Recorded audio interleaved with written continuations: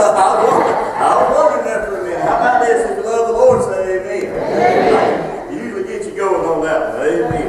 Praise the Lord. Certainly great to be with you this morning. Get wired up here.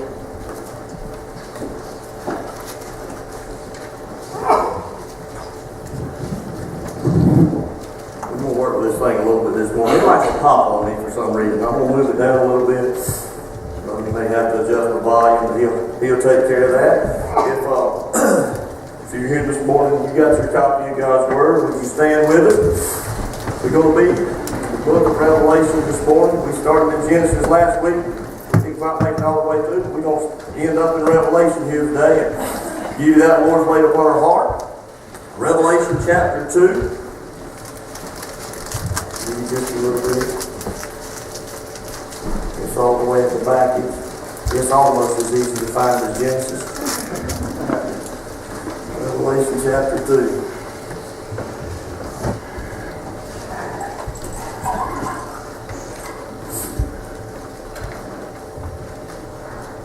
Still hear some things just turning. I'll give you just a moment. Certainly great to be back with you. Amen. All right, everybody there, amen? Amen. I'll wait on me. All right. We're going to get reading in Revelation chapter 2. We'll read down through verse 11. And it says, unto the angel of the church of Ephesus, write these things, saith he that holdeth the 7 stars in his right hand, who walketh in the midst of the 7 golden candlesticks. I know thy works. I know thy labor and thy patience, and how thou canst not bear them which are evil, and have tried them which say they are apostles and are not, and have found them liars. And thou hast borne, and hast patience, and hast for my name's sake has labored, and has not fainted. And nevertheless I have somewhat against thee, because thou hast left thy first love. Remember therefore from whence thou art fallen, and repent, and do the first works, or else I come unto thee quickly, and remove thy candlestick out of its place, except thou repent. But this thou hast, that thou hatest the deeds of the Nicolaitans, which I also hate. He who hath ear, let him hear what the Spirit saith to the churches. To him that overcometh will I give to eat of the tree of life, which is in the midst of the paradise of God. And the angel of the church at we'll stop right there. How about verse 7? Let us pray. Father God, we thank you that we might be able to just look to you, the author and the finisher of our faith, for those things that we stand in need of this day. And I pray, God, that you would help us, God, that we might be able to renew our love with you this morning, that we might be able to understand our call, our commission, God, is to love you and love people, God. I pray that you will just begin to work and move in our lives individually and collectively as a body of believers here this morning, that we might be able to just trust you and look to you and desire the things that you have for us. I pray that, God, that we might have those of us that have ears, that we might hear your word this morning. I pray that you'll minister to us and through us, God. If there's one here that may not know you in the free pardon and forgiveness of sin, one that's never experienced that love, God, I pray that you'll just prick that heart this morning and let them see that need for salvation. Draw nigh to you before it's everlasting too late, and let them know beyond a shadow of doubt that you love them this morning. I pray, God, that we'd awaken ourselves to your presence this morning, God, that you would just speak to us and through us, that we might do that perfect work. I pray you ordain these words into your servant out of myself, God. Let me decrease and let you increase in this place today. And God, will be careful to give your worthy name the praise. And all God's people said, Amen. Amen.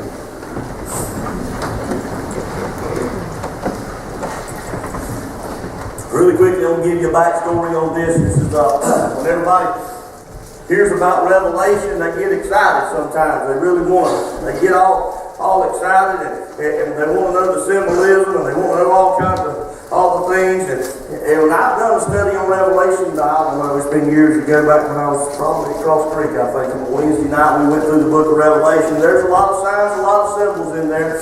And I think a lot of people, when they hear Revelation, they get excited. They say, "Oh, he's going to tell us something that we didn't know. He's going to tell us something that's really going to be intriguing and inspiring." Well, I think we're going to find some intriguing and inspiring things, but we're certainly not going to identify the Antichrist. That's not what we're here. I'm not going to give you a prediction or a date that Jesus is going to come again. If that's what you was thinking when we were looking in the book of Revelation, but I will tell you this: it's one day closer than it was yesterday. I can assure you that. So that's as far as we're going to go with that. I can't begin to go any further. But kind of give you the backstory on this. This is John's writing to the churches of Asia Minor. There's 7 churches there. If you begin to read through these, you find a particular pattern there. And that pattern is this. It said, he who has ears, let him hear what the Spirit of the Lord say. And as we begin to understand where John was when he penned these words together, John had been exiled to an Isle of Patmos. John had been boiled in a vat of hot oil and condemned to die. And as he didn't die, he was exiled to this rocky island in the middle of the Aegean Sea. So here he is. He's left there to die. And all of a sudden, God began to speak to John. And I want to go back to Revelation chapter 1 and just kind of read really quickly through there. And it'll just kind of help you to understand where John's at and what God said to him. And it said in verse 4, and John said to the 7 churches in Asia, grace be unto you and peace from him which is and was and which is to come, the 7 spirits which is before the throne. And from Jesus Christ, who is the faithful witness, and begotten of the dead, and the Prince of Kings in the earth, and that loved us and washed us from our sins in his own blood. And he hath made us kings and priests unto God his Father. To him be the glory and dominion forever. Behold, he cometh with clouds, and every eye shall see him, and they also which pierced him, and all kindreds of the earth shall wail because of him. Even so, amen. And in verse 8, this is what he began to tell John. He said, I am the Alpha and Omega, the beginning and the end, saith the Lord, which is, which was, and which to come.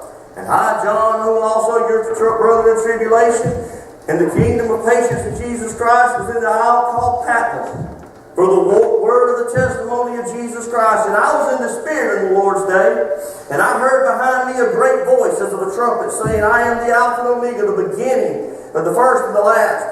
And what thou seest, write in a book, and send it unto the 7 churches which are in Asia, unto Ephesus, unto Smyrna, unto Pergamos, unto Thyatira, unto Sardis, unto Philadelphia, and Laodicea.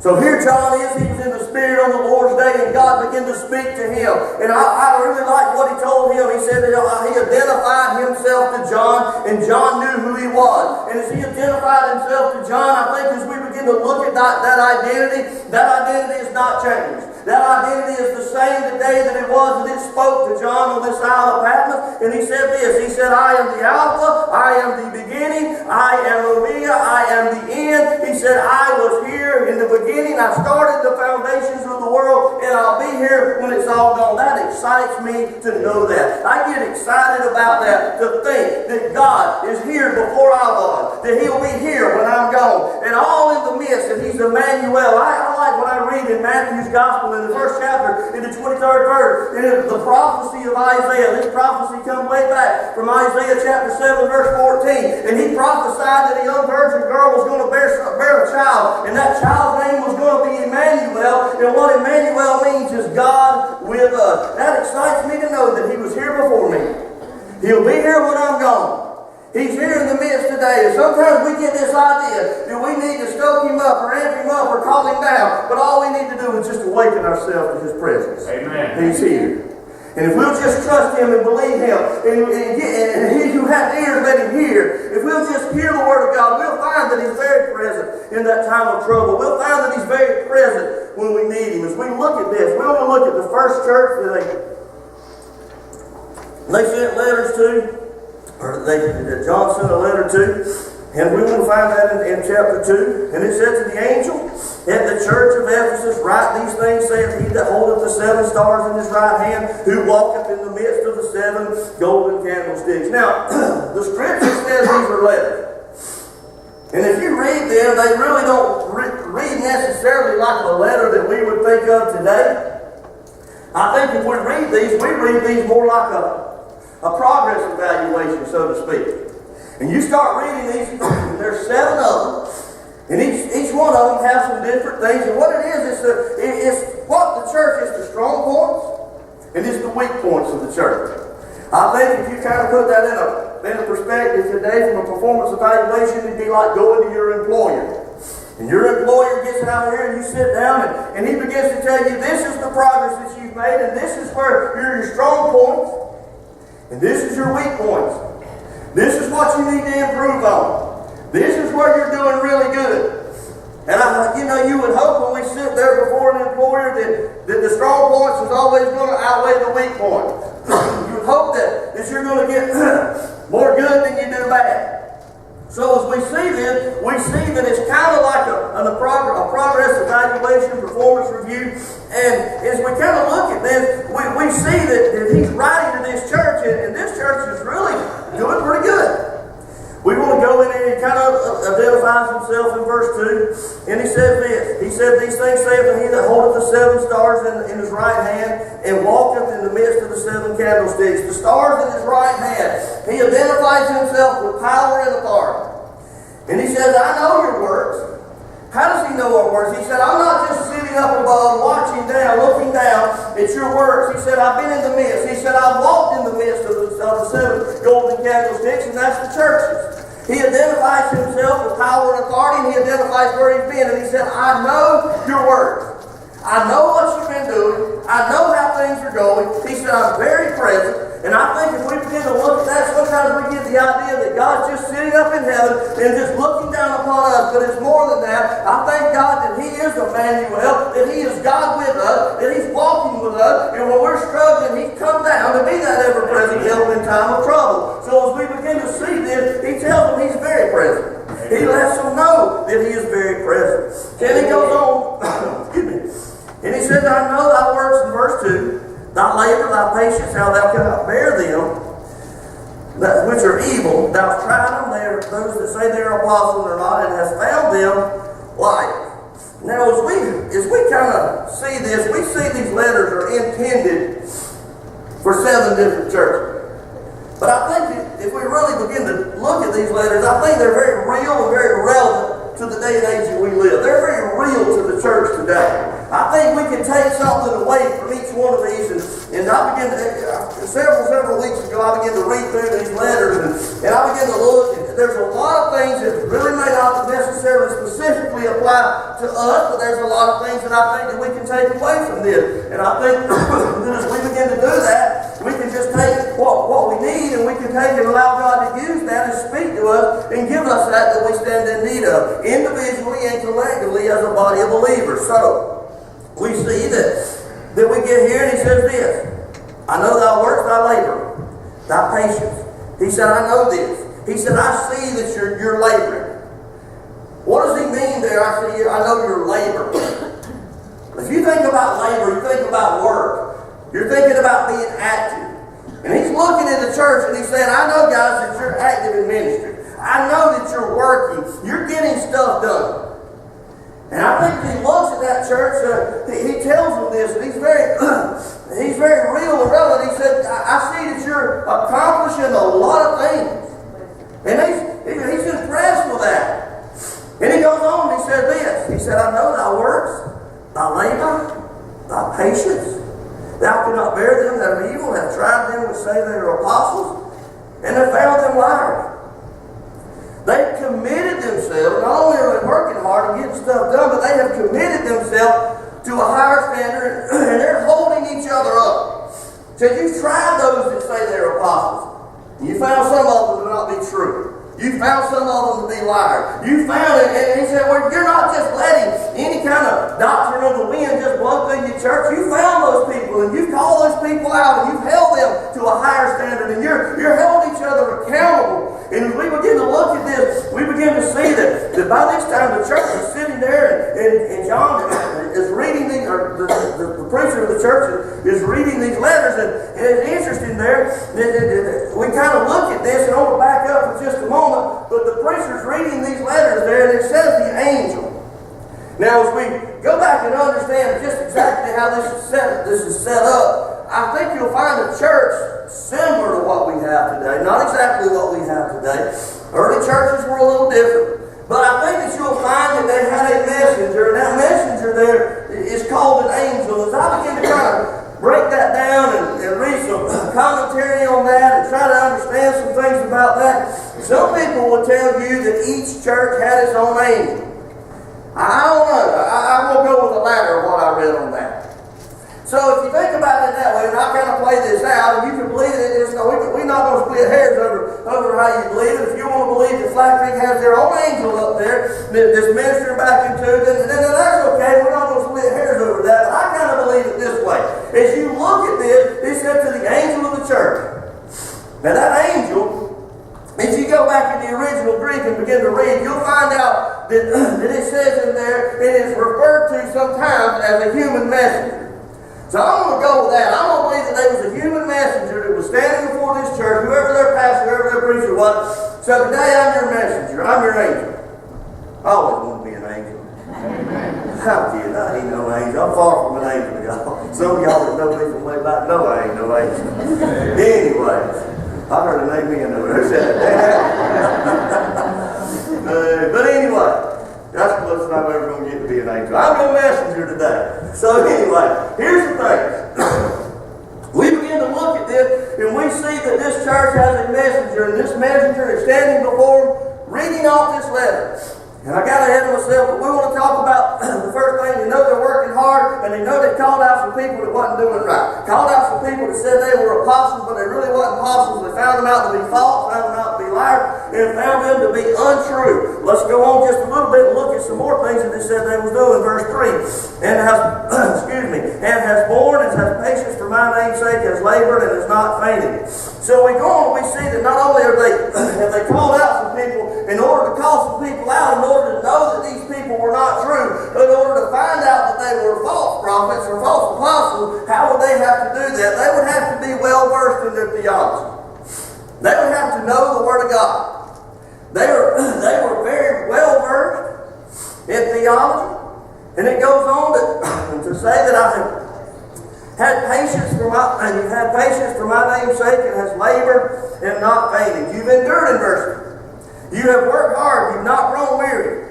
So as we look at this, you can just imagine these guys, as this letter's being read off, they're sitting in the pews or sitting in the chairs or standing around or whatever kind of seating accommodations that they had in that day. And they're probably looking at each other as the messenger reads off this thing, and everything sounds really great. They're doing really good. I mean, they're counting these things off, and they say, man, we're winning. We're 4-0 right now. They're probably doing some high fives under the pews. They're doing good. And then all of a sudden, it changes. All of a sudden, he begins to read, and they find themselves 4-1. It says, nevertheless. As you begin to read a nevertheless in there, we understand that sometimes that's a turning point. Sometimes that's bringing on bad news. You always get the good news first, right? And then you get the bad news. Somebody told me here a while back that, do you want the good news or the bad news? I said, well, the good news first. They said, I got to give you the bad news first. I said, well, whatever. They give me some bad news. I said, okay. They said, well, what's the good news? He said, there is no good news. I said, well, there is some good news. Jesus Christ. Well, that's the good news. We're going to stand on that promise. So as we look at this, we see that they give them the good news, and then all of a sudden, in verse 4, he throws that nevertheless in there, and it says, I have somewhat against thee, because thou hast left thy first love. Now, we begin to really dissect that and to understand what he's doing, what he's saying. We want to kind of unpack this for just a moment and realize that this is the church that God is pleased with. This is the church that has done a lot of good things. I think if you really begin to dissect that church and look at this is the church that kind of a model church. Because things get progressively different as you read those other churches and those letters to those other churches. But this is kind of a model church. This is the church where their pastor gets invited to conferences to speak somewhere. This is the kind of church that as we see this, we see them that are head and shoulders above some of the others in that area. And in Asia Minor, there's a little bit of distance, but not a lot of distance between these churches. So as we see this, they have a name of being a great church. So now, he said that there's one thing. There's one thing you have left your first love. And then all of a sudden they go, oh my, what have we done? They're a little confused about that. I think if we read that on the surface, we're probably a little bit confused about it as well. So now they were 4-0, and now they're 4-1. And God is speaking to them through this. And he goes on in verse 5 and he says, now remember from wherefore thou have fallen, and repent, and do thy first works, or else I'll come quickly and remove thy candlestick out of its place, except thou repent. Now here we go. We see that they're saying this. He said, now, you've left your first love, and now you need to repent. And they're thinking, repent of what? What have we done? And sometimes these things are so subtle that it evades us. Sometimes I think that as you look at this church, they were so wrapped up and they were really doing good. And sometimes I think if we're not careful, that we get caught up in the same thing sometimes. And I'm not saying we don't love the Lord, but sometimes we just have to do a reset. Sometimes we have to evaluate ourselves. Sometimes we get caught up in the fact that I'm really doing a lot of good things for God, and I'm really working hard for God, and I'm serving the Lord, and I'm doing all of these things, and all of a sudden we realize we've not spent a whole lot of time with God. Amen. We've not really prayed and sought God, making as much as we should have. Sometimes I have been guilty of this, getting so busy in ministry that I forget to just really sit down and spend that time necessary that I need with God. And it's real easy to do. I can give you an example of something that happened to me years ago. The first church, boy, I was amped up and stoked up. Very, very young in the ministry. Very young. And somebody thought it would be a great idea to have a high attendance Sunday. I was like, that's awesome. I think we need to go out in the community. And I'm not here to say now we don't need to go in the community and we don't need to invite people to church. But if we're going to do that, we need to have a proper motive. Because we had this high attendance Sunday, and I was amped up and stoked up, and I went to this fellow's house, and I began to explain to him. I should have just invited him to church and left it at that, but I had to tell him that we were having high attendance Sunday. And he looked at me. He said, so you're inviting me to church this Sunday because you're having high attendance Sunday, is that correct? I said, yes, sir. He said, are you inviting me to church just because you want to boost your attendance, or you invite me to church because you really care? Amen. I still never thought about that, man. And I said, sir, I really care. I promise you I do. But as I walked away from there, I had to evaluate my motives. It wasn't that I didn't care. It was just the fact that I got caught up in ministry. It was just the fact that I got caught up in something that I really needed to ask myself, am I going to love and care about this man this coming Sunday as much next Sunday or 2 months down the road or 6 months down the road? Is my motive pure? And I think sometimes we have to ask ourselves that, because sometimes we get all caught up in numbers. Now, I'm not saying numbers is a bad thing, but I do know God chastised David for numbering people. And I do know this. Sometimes I believe that the church status is measured by how many we can seat too many times. I think real church status, if we get back to the Great Commission and understand what real church status is about, it's not how many we can seat, it's how many we send. How many we send outside these walls. Because if that's all we're doing is coming and ministering to each other on Sunday morning, then that's good. But there's a lot of people that's getting left out. There's a lot of people that need ministered to through the week. And as we understand that's the whole early church, that's the whole model church. They begin to go out and they begin to bring people in. As they begin to bring people in, they would send more out and they would send people everywhere. And I think, God, that we have been known for sending, Flat Creek Church has been known for sending people out. I'm one of those that have been sent out. And I've had effective ministries from a lot of different places. And I think as we look at that, we see James and Judy, they're serving in the mission field. And I think we're doing a great job at that. But I don't think we need to get caught up sometimes in how many we see, but how many we can send. And how many we can make disciples that make more disciples. And that's what the whole Great Commission is about. That's another sermon for another day. But making disciples that make other disciples. So sometimes I think that we need to make sure that our actions are not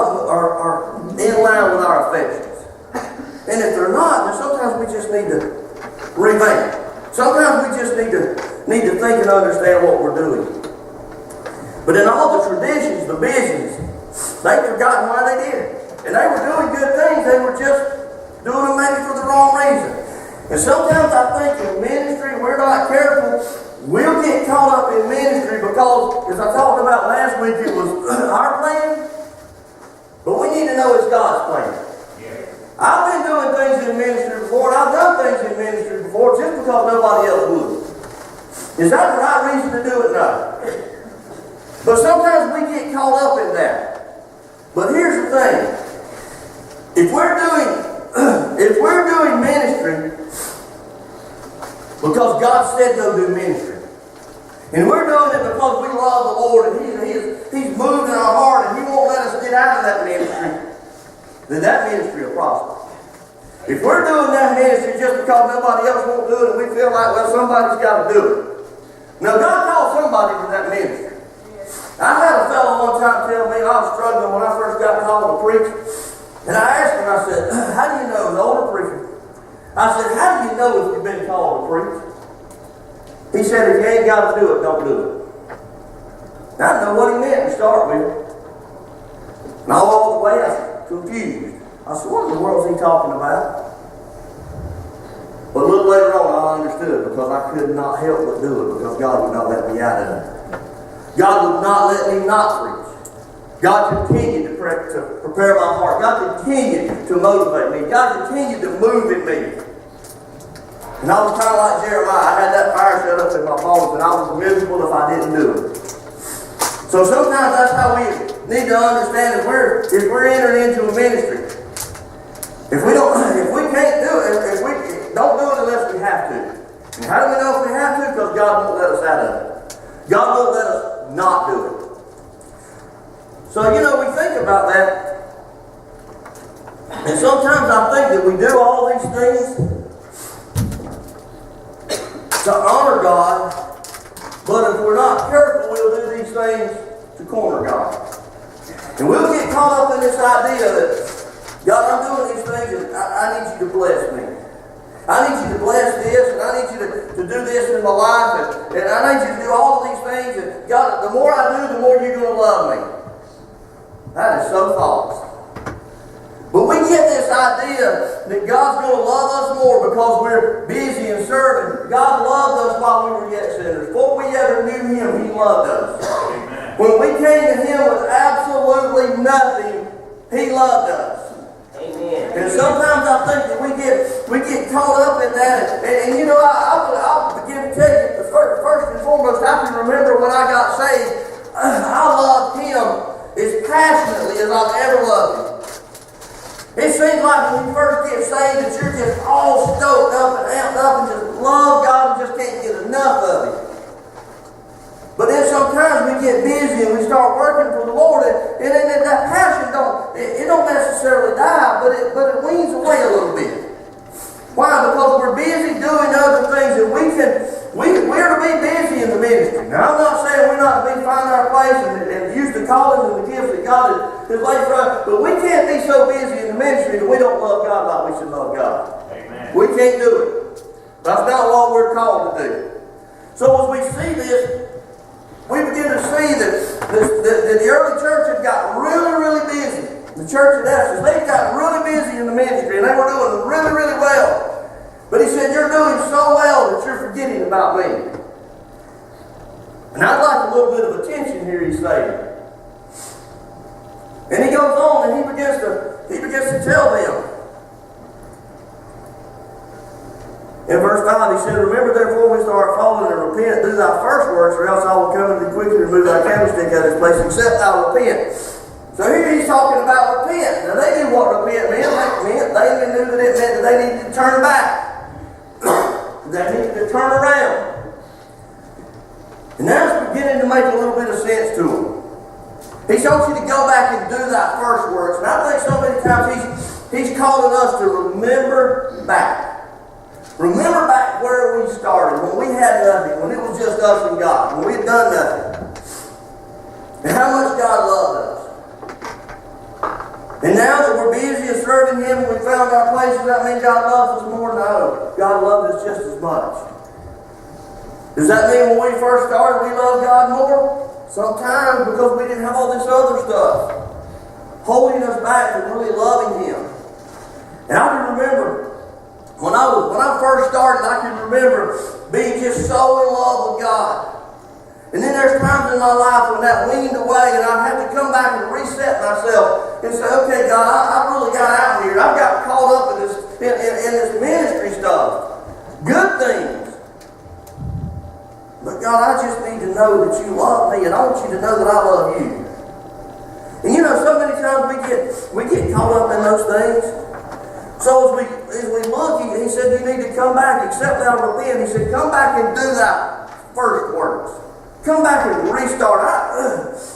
I have this book that I keep close and refer back to a lot.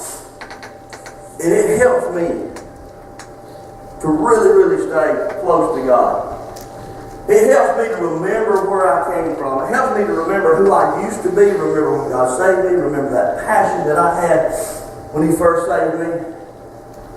And I'll go back and I'll look through this book every now and then. And I actually brought it with me today. It's my first Bible. Amen. First one I ever had. It's kind of rugged, it's kind of beat up. But as I go back and I look at things that I had written in there, now I'm very young in my walk with Christ. This is before I ever got called to preach. This is, that was probably 5 years in my life that I was a Christian before I ever got called to preach. And as I began to read back and look back at those things that I had written in there, there's no doubt in my mind how much I love the Lord and how much He loved me. And I refer back to that, and I think sometimes we just have to walk backwards through our life sometimes to get back to that point. Yes. To get back to where we was at one time. And sometimes I think it's a process of going back and resetting ourselves and allowing God to reset our desires and reset that love and reset our affections for Him. Because His affections for us has never changed. But sometimes things in our life change our affections. So now if we look on in verse 6, he said, but this thou hast, that thou hatest the deeds of the Nicolaitans, which I also hate. And the Nicolaitans were a horrible bunch of immoral people. And they did not like the deeds of the Nicolaitans. It didn't say they hated the Nicolaitans. He said, you hate the deeds of the Nicolaitans. And he said, I do too, because I don't like their ways. But I think as we begin to look and see this church, what the difference was, and how do we know that it was the church that had left their first love, and when they began to hate more things than they loved. And sometimes it's not that we hate people, but we hate people's ways. We hate the way that they do and act and carry themselves sometimes. We don't hate people at all. But I think so many times when people don't act like us and look like us and smell like us and do the things that we do, sometimes I think that we don't like their ways, but then sometimes I think we just kind of dismiss them people. And it's a lot easier to love people that look like us and smell like us and act like us, right? Amen. So as we begin to look at that, so many times I think that he was telling them, he said, look, he said, you don't have to like their ways, but you got to love them people. Amen. He said, don't get so caught up in your ministry that you don't love people anymore. And I think if we begin to read and understand what God wants us to do, it's very clear. I think that we have a plan. God has a plan for us, and it's to love God and love people. I think we can read that in Luke's Gospel, chapter 10, verse 27. It says this, love the Lord thy God with all thy heart, soul, and strength. And what? Love thy neighbor as thyself. Love God, love people. I think as we begin to think about that, that's one of the primary responsibilities of us as a church, is to love God with all of our heart, all of our mind, all of our strength, all of our soul. Everything, every fiber of our being, we're to love God. But we got to love people as well. But if we don't love God, we can't love people. Because some people's hard to love. I'll be the first to tell you, some people's hard to love on. And as we think about that, he was talking to the church at Ephesus about the Nicolaitans. He said, listen, he said, them people are horrible, but they got some bad ways. He said, they hard to love. But you got to love them. You know, I talked to this guy one time, really quick story. I don't know, I may have shared it here before, I don't know if I have or not. It's been 10 years ago probably. I was sitting in the Georgia Smokehouse up here eating lunch one day. And this guy came in. I spoke to him when he came in, not seen him in several years. He spoke, I spoke. I just noticed that he had changed a lot from the last time I saw him. His hair was a lot longer, and he had a lot more tattoos than he did the last time I saw him. He was pretty tatted up. It was real easy for me to kind of dismiss him. Didn't think much about it. Spoke, went on. A little bit, he got his food, and he came over there and he sat down where I was sitting. Sit down across the table from me. He asked me if I'd bless his food. I blessed the food. He started talking. He said, I need to ask you something. I said, okay. He said, do you think I've gone too far to be saved? I said, absolutely not. He said, I'm struggling with something. He said, I've done a lot of bad things in my life. He said, I went to my family church, where we always went to church when I was a little bitty boy. He said, I went to church there, went to all the youth events, did everything they did. And he said, then I got caught up in the things of the world, and I didn't go there no more. He said, I'd been to church in a long time. He said, but for what I could understand, God would take me back whenever I got ready. He said, so I showed back up at that church. He said, I went to the altar. He said, I began to pour my heart out to God and ask God to forgive me for all the bad things that I've done. He said, this lady come up beside me, and I thought she was going to pray with me. He said, I looked up at her, she looked down at me, and she said, son, you're wasting your time. You've gone too far and done too much. There's no way you're going to fit in here. And there's no way you're going to be able to come here looking like you look. He said, it broke my heart. He said, I've struggled with that for about 2 weeks. And he said, I just want to sit down and I just want to talk with you. And he said, I just wanted to ask you. I saw you over here. He said, do you think I've gone too far? I said, absolutely not. He said, can I be saved? I said, absolutely. I led him through the sinner's prayer. He cried like a baby. He left. I didn't see him for a long time. I saw him probably 2 years ago. He lives in Atlanta. He's in a big church in Atlanta, doing very well, effective ministry, Celebrate Recovery, leading people to the Lord, touching people that I would never be able to touch. Bringing people in that's been on drugs and alcohol. Bringing people in that's got long hair and tattoos. Amen. But sometimes I think we get so caught up in what people should look like and act like and look like. We forget to just love people for who they are. Love people and let God deal with them. Yes. Love people and allow God to change their lives. Yes. Now, I grant it's hard for us sometimes, and it's hard for us to reach people, but this guy can reach people. God saves people so he can reach other people. Maybe that wasn't the church for him, but they should have at least given him opportunity to be saved. Maybe, you just wonder why people do that. But it breaks your heart to know that people look at other people that way. People stereotype people. And it goes on in verse 7, he says, and he that hath an ear, let him hear what the Spirit saith unto the churches. To him that overcome, I will give to eat of the tree of life, which is in the midst of the paradise of God. You know, as we think about this, I go back and I read that Bible. The whole Bible. Because really, they wasn't about 5 years of my life that I wasn't being paid to do ministry somewhere.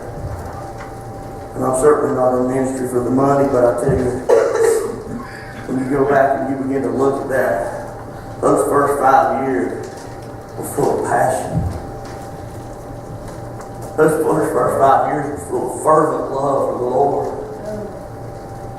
And I'll be the first one to say, sometimes in ministry, and those my years in ministry, it's waned. And it's dwindled.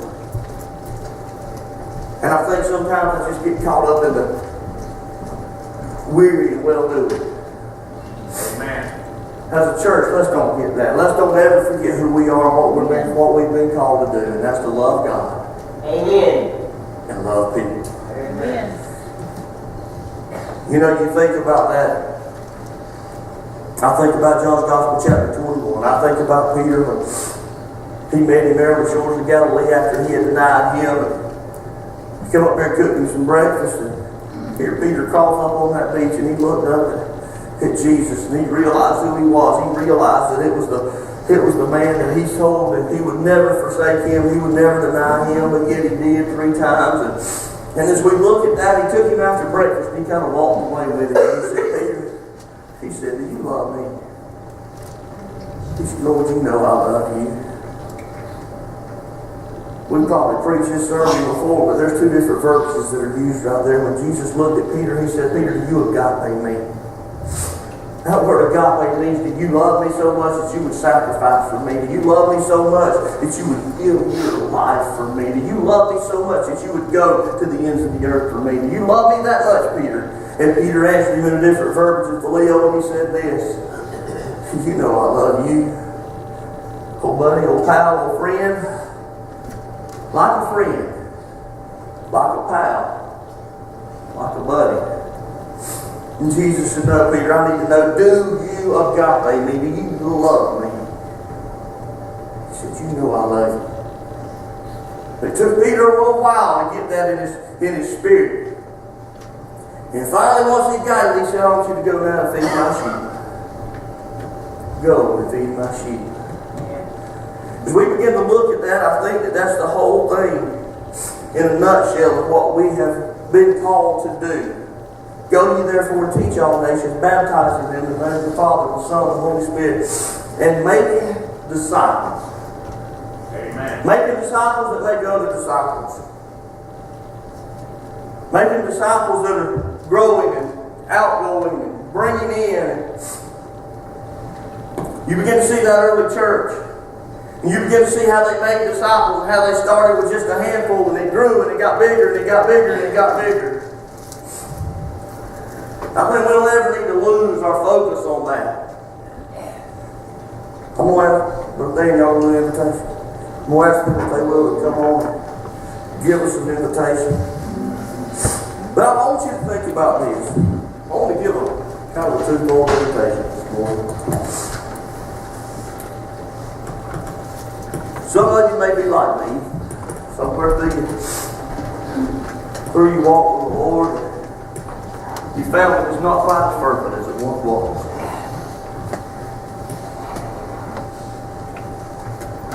And there'll be times like that.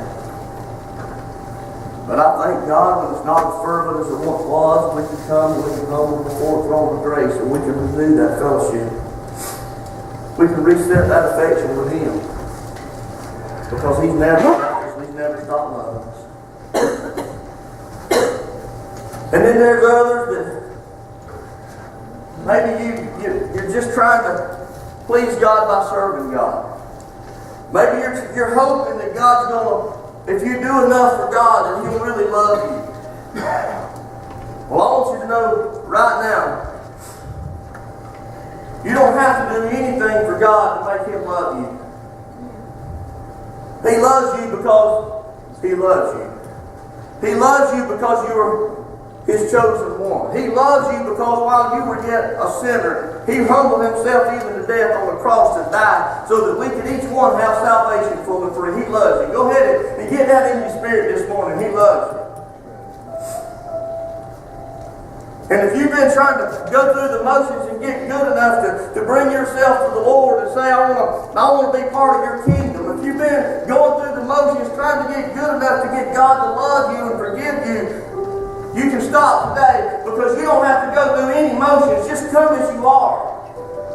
Just bring yourself and humble yourself before the Lord. That will be like having a heart attack and wait until the pain stops to go to the emergency room. Just come and let Him heal you. Just come and let Him fix the things that are broken in your life. And then the second part of the invitation is this. Maybe we don't need to reset our affections to God. Maybe we just need to let somebody else know that they're loved this morning. So we're going to pray in just a moment. And when we give this invitation, if you feel you need to come and maybe just let God know that things are not as fervent as they once were. Things are not quite as strong as they once were. And just ask God to reset that. But maybe God's put someone on your heart this morning that you just need to go find them in this service and just let them know that you love them. But most of all, God loves them. Love God and love people. Let's pray. Father God, we thank you that you loved us. Before the foundation of the world, you knew and you had a plan, and you had that plan to send your Son, Jesus, to a cross to die so that we could have salvation full and free. Why? Because you loved us. God, we can't ever repay you for that. We can't thank you enough for that. But God, I pray that you'll help us to love you, agape you. God, be all that we can be for you, and never get caught up in the ministry of the world so much that we forget who you are and how we're supposed to love you. God, not to get caught up in things that we think are important, that are good things, but God, just to help us to focus on God things. Stay focused on you. And God, don't ever let us stereotype people to the point that we dismiss them. Don't ever let us look at someone and say there's no way they'll fit in here, or there's no way that they can do ministry, or there's no way that they're going to be able to accomplish anything in God's kingdom. Because God, it takes all kind, and we know that you know that. It takes those that are rough around the edges to lead those others that are rough around the edges to you. But God, don't ever let us get caught up in that and stereotype someone. But God, as we look across this service this morning, if there's one that don't know you, in the free pardon and forgiveness of sin, Lord, draw them out of the crowd this morning. Let them come and give their life to you. God, if you put someone on someone else's heart this morning, they need to go find them in this service and just tell them how much they love them. Just reassure them this morning that they love them and God loves them. I pray you'll do your perfect work in this invitation. We'll give you liberty to do that perfect work. We ask all of these favors and blessings in Jesus' name. Amen.